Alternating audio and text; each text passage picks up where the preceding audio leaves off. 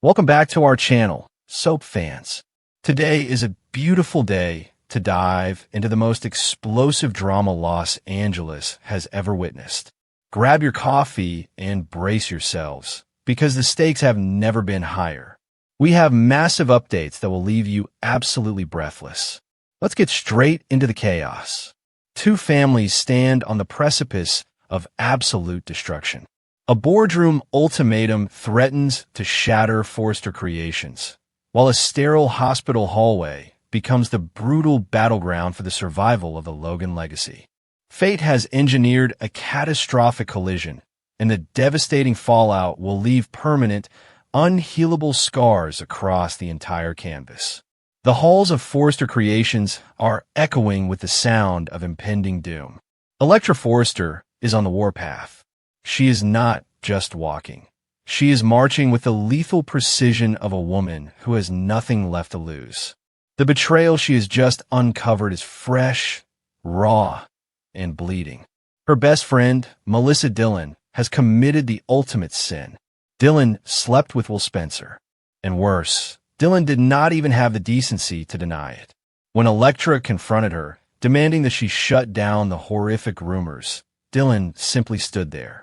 That triumphant, unapologetic smile Dillon gave Elektra was the final, brutal nail in the coffin of their friendship.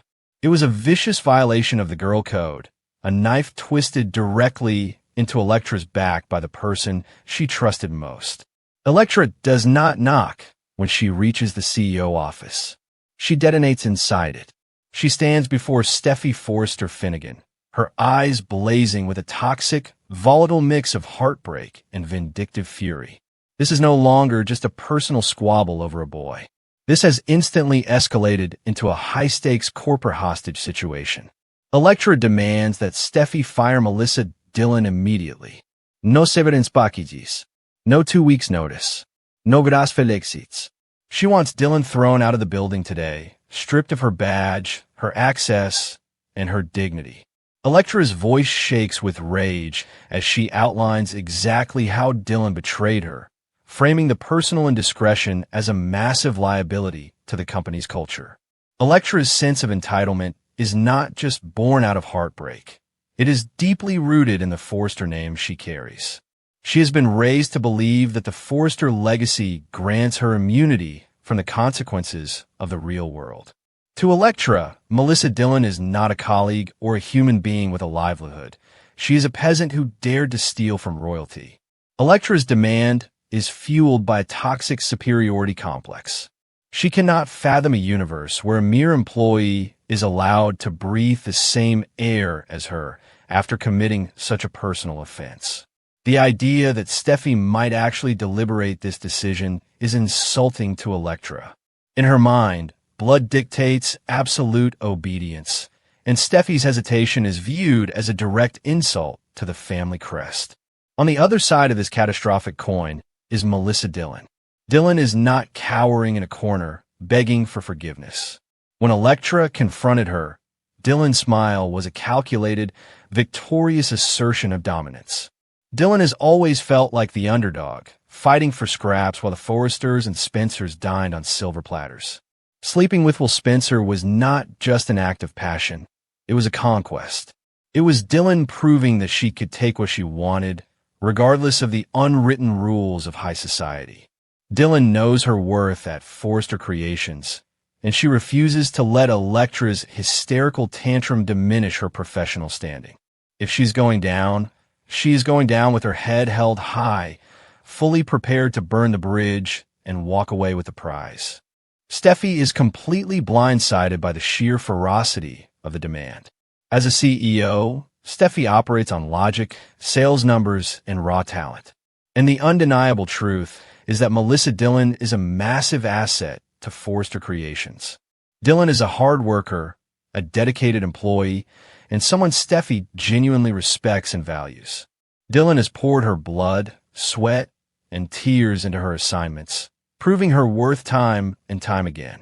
To fire her over a messy love triangle goes against every single cutthroat business instinct Steffi possesses. Dillon has proven her worth, and Steffi is not in the business of terminating top-tier talent over personal vendettas. But Elektra isn't asking as a concerned employee. She is demanding as a member of the Forrester family. She plays the ultimate trump card, weaponizing her Forrester bloodline to force Steffi's hand. The tension in the executive suite becomes absolutely suffocating. The air is thick with unspoken threats and the heavy, oppressive burden of family loyalty. Elektra is drawing a permanent line in the sand, forcing Steffi to choose between a valuable, innocent employee and her own scorned flesh and blood. Elektra makes it clear that blood must come first, regardless of the corporate consequences. Then, Elektra drops the nuclear option. She looks Steffi dead in the eye, her voice devoid of any warmth, and issues a brutal, uncompromising ultimatum. If Melissa Dillon is allowed to stay on the Forrester Creations payroll, Elektra will pull her entire jewelry line. She will pack up her designs, her talent, and her future, and she will walk right out the front door, taking millions of dollars in projected revenue with her. The jewelry line is a critical, highly anticipated component of their upcoming fashion collections. Losing it would be a catastrophic logistical nightmare that Forrester Creations simply cannot afford right now. Where's Ridge Forrester in all of this? The patriarch, the co-CEO, the man who should be steering the ship through this crisis? He is deliberately and cowardly avoiding the crossfire. Ridge hates this kind of interpersonal conflict, especially when it involves the messy, romantic entanglements of the younger generation. He watches the explosion brewing between his niece and his daughter, and he makes a calculated, silent exit. Ridge literally backs out of the room, slipping through the heavy wooden doors and leaving Steffi completely abandoned to face the firing squad alone. His refusal to intervene speaks volumes, placing the entire weight of the company's future squarely on Steffi's shoulders. Steffi Forrester Finnegan sits behind the massive, imposing desk that once belonged to her legendary grandmother, Stephanie Forrester. The weight of that legacy is crushing her right now. Stephanie would never have allowed a personal catfight to dictate the future of a multi-million-dollar jewelry line. But Stephanie also demanded absolute family loyalty. Steffi is caught in an agonizing paradox. She looks at the quarterly projections, noting exactly how much revenue Dillon's hard work has generated. She looks at the empty chair where Ridge was sitting just moments ago, resenting her father for his cowardly retreat. Steffi realizes that being the CEO means carrying the sins of the entire family, absorbing their messy mistakes, and somehow transforming them into a cohesive business strategy. It is a thankless, isolating job, and right now, she feels completely alone in the trenches. Steffi is now entirely isolated.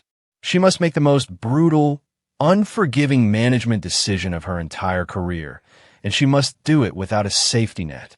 If she caves to Elektra's demands, she loses a great employee, compromises her integrity as a boss, and sets a toxic precedent that family tantrums dictate corporate policy. She will be sending a message to the entire staff that their jobs are never safe if they cross a Forrester personally. If she protects Dillon, she loses a family member, triggers a massive internal feud, and loses a crucial product line that is expected to bring in massive profits. But there is a much darker, far more dangerous consequence looming over this impossible decision. The Logan threat. Bill Spencer is watching.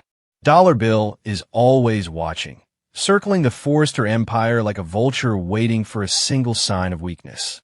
If Steffi fires Melissa Dillon, she won't just be sending her to the unemployment line. She will be handing a fiercely loyal, highly talented asset directly to the enemy camp. Bill has been waiting for an opportunity to strike back against Forrester, and a disgruntled, terminated Melissa Dillon is the perfect ammunition. Bill Spencer is ready and waiting to welcome Dillon into Logan Designs with open arms. He knows Dillon is fiercely loyal to Will. He knows she refused to bow to Forrester pressure in the past, proving she has the exact kind of backbone Bill respects. If Dillon is cast out and humiliated by Elektra and Steffi, she will take her talent, her insider knowledge of Forrester operations, and her unyielding loyalty straight to Bill and Katie's fashion house. Steffi knows that firing Dylan might just arm her biggest rivals with the perfect weapon to destroy them in the upcoming fashion war. It is a lose-lose scenario of epic proportions. Meanwhile, across town, the petty, vindictive squabbles of the Forrester boardroom are entirely eclipsed by a terrifying life-or-death nightmare. The flashing red lights of an ambulance pierce the Los Angeles evening, casting long, sinister shadows against the pavement. The sterile, terrifying beep of an ICU heart monitor echoes down a cold, unforgiving hospital corridor. Katie Logan Spencer has collapsed.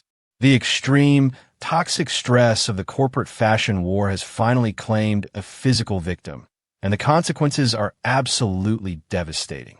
After being brutally and ruthlessly disowned by her own flesh and blood, Katie's body simply gave out. The sheer trauma of Brooke and Donna turning their backs on her triggered a catastrophic medical emergency. The stroke of extreme stress hit her without warning, dropping her to the ground outside the Forrester gates. Now, Katie is lying in a hospital bed, fighting for every single breath, hooked up to a terrifying maze of tubes, wires, and life support machines. The fierce, independent woman who built Logan Designs from the ground up is now entirely powerless, hovering dangerously close to the edge of death as doctors scramble to stabilize her failing vitals. Brooke Logan Forrester arrives at the hospital, and the transformation is instant and heartbreaking. The vindictive, self-righteous corporate warrior who crashed press conferences and hurled insults is completely gone. In her place stands a terrified, completely shattered sister. The crushing weight of guilt hits Brooke like a physical blow, knocking the breath from her lungs and bringing her to her knees. She stares through the thick glass of the ICU, watching her little sister fight a losing battle, and the horrific reality of her actions comes crashing down upon her. Brooke's own vicious words echo in her mind, playing on a torturous, inescapable loop. The line in the sand she drew, the vicious declarations of war, the moment she looked Katie in the eye and told her they were finished as sisters. Brooke realizes, with horrifying, paralyzing clarity, that her steadfast, stubborn obsession with winning the fashion feud has pushed her sister to the brink of death. She prioritized Eric Forrester's legacy and Ridge's approval over Katie's mental and physical health, and now she is paying the ultimate, unimaginable price. But Brooke is not allowed to suffer in silence. A hurricane is tearing down the hospital corridor, bringing a violent storm of wrath and vengeance. Bill Spencer has arrived. Dollar Bill is not just angry. He is a force of pure, unadulterated vengeance. He sees Brooke standing outside the glass, trembling in fear. He sees Donna cowering in the corner, paralyzed by shame. And he unleashes a level of wrath that shakes the very foundation of the hospital, his voice booming with lethal authority. Bill Spencer does not hold back. He corners Brooke against the cold tile wall of the ICU waiting room, his imposing figure blocking any chance of escape. He snarls, his voice dripping with a venom so toxic it seems to strip the paint from the walls. He doesn't just blame them for the stress. He outright accuses them of being indirect murderers. He points a shaking finger at Brooke and declares that her ruthless ambition, her toxic cruelty, and her desperate need to control the family put Katie in that bed. He holds them entirely responsible for every wire, every tube, and every fading heartbeat on that monitor. Bill's brutal accusations tear through Brooke's soul, shredding whatever defenses she had left. Every word he spits is a jagged dagger aimed directly at her heart. He demands to know if the Forrester power was worth it. Was protecting Eric's bruised ego worth putting Katie in a coma? Was winning a meaningless fashion show worth planning a funeral for her own sister? Bill's absolute disgust is palpable, and he promises that if Katie does not survive, he will dedicate the rest of his miserable life to destroying everything Brooke holds dear, burning Forrester Creations to the ground in Katie's honor. Donna is completely paralyzed, drowning in her own horrific pool of regret. She bowed to Eric's brutal divorce ultimatum. She chose her marriage over her sister, terrified of losing the Forrester patriarch. She stood by in cowardly silence and watched Brooke disown Katie, saying absolutely nothing to defend her youngest sister. Now, her compliance and her silence might cost Katie her life. Donna cannot even look Bill in the eye. The shame is entirely consuming her, eating away at her soul as she listens to the rhythmic, mechanical breathing of the ventilator. Donna stands frozen, the tears streaming down her face in silent, agonizing rivers. Bill's words hit her with the force of a freight train, because deep down, she knows he is absolutely right. Donna is drowning in self-loathing. She remembers the terrifying moment Eric issued his ultimatum. Eric, battered and bruised from Will's punch, had looked at her with cold, unforgiving eyes and demanded she cut ties with the Spencers or face divorce. Donna chose the luxury and security of her marriage. She sacrificed Katie to save herself. Now, as the machine forces air into Katie's failing lungs, Donna realizes that her marriage is built on a foundation of cowardice. Brooke presses her trembling hands against the ICU glass, her vision blurring with hot, stinging tears. Flashbacks assault her mind with relentless cruelty. She remembers them as little girls in the valley, promising to always protect each other. She remembers Katie looking up to her, idolizing her, trusting her implicitly. How did they get here? How did a disagreement over a fashion collection mutate into a lethal weapon? The realization is suffocating. She traded her sister's unconditional love for a fleeting victory in a boardroom. Suddenly, the horrifying, high-pitched wail of the heart monitor flatlining shatters the silence of the waiting room. Doctors and nurses swarm into Katie's room, their faces grim and panicked. Code Blue is called overhead, the intercom echoing like a death knell. Brooke watches in sheer, paralyzing horror as a doctor charges the defibrillator paddles. The violent jolt of electricity sends Katie's lifeless body arching off the bed. Brooke collapses to her knees, screaming Katie's name, but her voice is drowned out by the chaotic symphony of a desperate medical resuscitation. The Logan Alliance, once the most unbreakable, legendary sisterhood in Los Angeles, is now permanently and violently shattered. The bond is dead, buried under a mountain of corporate greed and petty jealousy. Even if Katie miraculously wakes up, the damage is completely irreversible. Trust has been obliterated. The sisterhood has been poisoned from the inside out, and there is no coming back from this level of betrayal. The Logan sisters will never share a laugh, a secret, or a triumph again. If Katie does not wake up, if Katie flatlines in that sterile, unforgiving room, Brooke will have to live with the agonizing reality that her final words to her sister were dripping with hatred and rejection. She will carry the title of Katie's destroyer for the rest of her life. The cost of power is no longer measured in dollars, stock options, or runway reviews. It is measured in heartbeats. And right now, Katie's heartbeat is fading fast. The war between Logan and Forrester has escalated beyond dresses and designs. It is now a battle for survival, and the casualties are mounting rapidly. Will Steffi pull the trigger and fire Dylan, handing Bill the ultimate weapon in this corporate war? Will Brooke's desperate, tear-soaked apologies ever be heard? Or will she be forced to bury the sister she just ruthlessly disowned? Drop your theories below and subscribe.